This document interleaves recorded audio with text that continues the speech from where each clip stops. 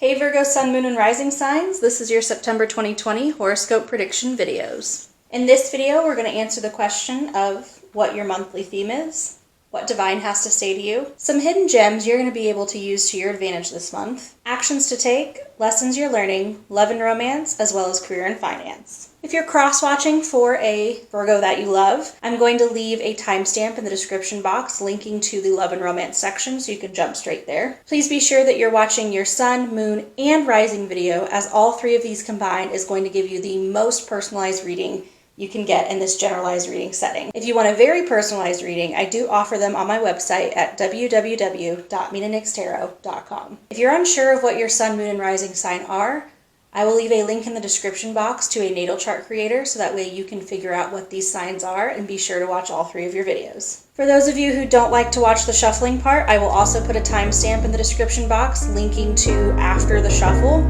But for the rest of us, let's begin.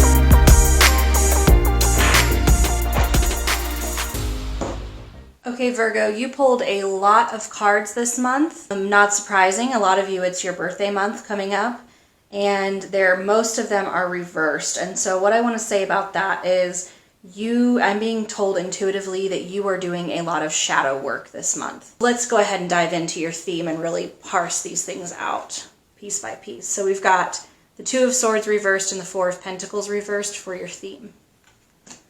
You have gotten to a place where you are ready to let some things go, but the issue is that thinking about letting those things go causes extreme anxiety within you.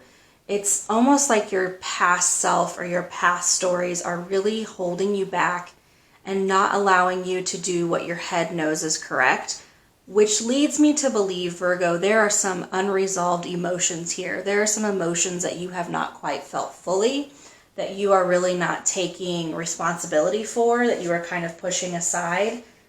This month is going to be all about aligning your heart and your head. And so there are some things that you know you need to let go of, but the anxiety and the worry of what happens when I let them go and what might come and replace them. Will it be worse? Will it get better? Will I think it's going to get better, but then it gets worse? Will be better for a little while, and then the other shoe will drop. So you've got a lot of mental struggle and worry going on right now. It's really, really difficult for you to let go in the way that you feel like you want to. It also means you want to be generous with your time. You kind of want to get involved in some sort of social work in some kind of a capacity, but you're afraid of getting taken advantage of. You're afraid of somehow people not pulling their weight. It's not surprising, Virgo. I mean, typically you are the one pulling your weight and everyone else is kind of depending on you. So I understand you feeling like, well, I really want to pick up this new, not hobby, but this new passion, but I'm afraid that I'm just going to be put in the same situation where I'm doing all the work and getting no credit. So there's a lot of stuff going on here, Virgo. You're really figuring out how to balance, again, that heart and that head in the situation, what you're passionate about with what your pessimistic outlook on everything is telling you to look at the situation as. Messages from Divine. The Empress reversed. Divine is letting you know that you're a little bit too in your head and you're not embracing your feminine side. This applies to both men and women. And what I mean by the feminine side or the feminine energies is that you aren't really focusing on the emotional and the spiritual. See, so for the Divine Feminine, that takes a part of our emotions and our spiritual side, but Divine Masculine takes root in the physical and the mental, material aspects of life. They're saying you're too focused right now on the material, on the process, on analyzing, and not focused enough on what your heart is saying. And your heart really needs to win out here, is what I'm being told. This imbalance is making you feel really self-conscious about your decision, so that makes a complete sense to me, given these two cards right here. Because you're not really embracing that side of yourself, that is your emotions, your spirituality, what your intuition is telling you, your confidence is lacking here too. And so you're kind of at a standstill through no fault but of your own, unfortunately. What hidden gems do you have this month to help you though? Calm your mind. So meditation is going to be hugely important to you, and reconnecting with your third eye, doing third eye chakra activities, extremely important for you. You need to find a way to be calm and get calm. So if that means listening to calming music, if that means watching a show that really calms you down and allows you to kind of zone out for a little bit, you need to give that brain a break so the heart can come through. You also need to realize that feelings are just passing phases. They don't stick in us forever. And it's okay to allow them to pass through us. It's when we sit and we dwell on those feelings that they become our anxieties or our worries repeated again and again. When you have a thought that pops into your mind, I just want you to name it. For example, if you have the thought, man, that was a really stupid thing to say, just name that is negative self-talk. Just go ahead and name that negative self-talk. Realize you did it. Try not to judge yourself, and then move on from that. Do not give it any time to hang out in your brain. Again, do some meditation so that you can kind of clear out your brain, and that way you can receive the intuitive messages that guides have for you during September. What actions should you take? What physical actions? The earthworm. It's saying take a risk. So there's something in your inner voice that's telling you not to do something that your heart is telling you to do, and the earthworm here is telling you to take a risk. Earthworms are typically shy, they hide away, they are like these, they don't live very long, so they're new to this earth, and they don't have as much experience. The good thing about not having as much experience in an area is that you haven't formed really bad habits that you're relying on yet. And so I'm being told that you really need to push for something new that you've been wanting for a long time, and just go ahead and jump off that cliff and risk it. Speak up. There's someone who's trying to repress your voice, or maybe it's you. I'm hearing it's you trying to repress yourself. Speak up and tell yourself, we're not doing this game anymore. We're not doing this anymore. We are moving on. Now is not the time to be intimidated or lose hope. Now is the time where your guides are on your side, and if you're doing these intuitive third eye chakra meditations or yogas, then you're going to find that your throat chakra is opening up and you're really able to speak your truth and get to whatever this thing is that you've been wanting for a really long time. Also, when we are new at something, or we are the new person somewhere, we have this outsider's perspective, and we can see things much more differently than those who are in the situation every day. And I have the feeling whatever this social awareness kind of group that you're wanting to join, they really need your perspective. So it's important for you to just go ahead and go into it, jump into whatever this work is that you want to do, and then definitely give your opinion. Don't give it in a critical way. You want to be really careful about the way that you say it and how you say it, but definitely point out some things that you're noticing, or, maybe you could raise your hand and ask a question that, because you're new, you have this ability to ask this question like, maybe I'm just new, but why don't we do it XYZ? Kind of go from that innocent angle there, because there's something that this group needs that you specifically have to give. What lessons are you learning? So 2 lesson cards. I've never seen this before. We've got Kuan Yin and Maya. So there are 2 things that at the start will kind of seem very disconnected, but I assure you they're very connected in this bigger lesson for you.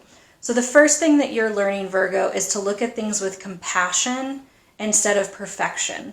And the second thing that you're really trying to learn from the universe is how to notice how everyone is connected and how to really work the law of attraction. The law of attraction is going to be really important for you during this solar return, for those of my Virgo suns. You are really able to see some of the you're basically able to see behind the curtains right now. And you're kind of figuring out how the world really works, and it might be quite different from how you thought that it was working before. The impulse for you is going to be to look at that quite critically and really judge the world and judge yourself. What you're being asked to do is to look at it with compassion and try to figure out why these people who are running things the way that they are running them the way that they are. Like, they say like hurt people hurt people. And so you're being asked to look at that. You're being asked to look at the pain behind the actions instead of the actual actions themselves, which is really, really hard to get through.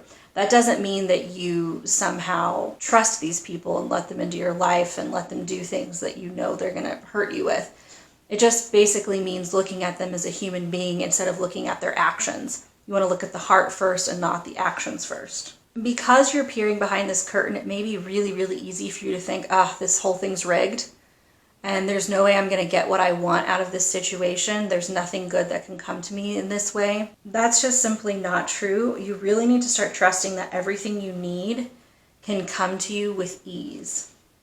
That these people need your perspective. They need your energy, your organization, your analytics. This world really needs your help right now.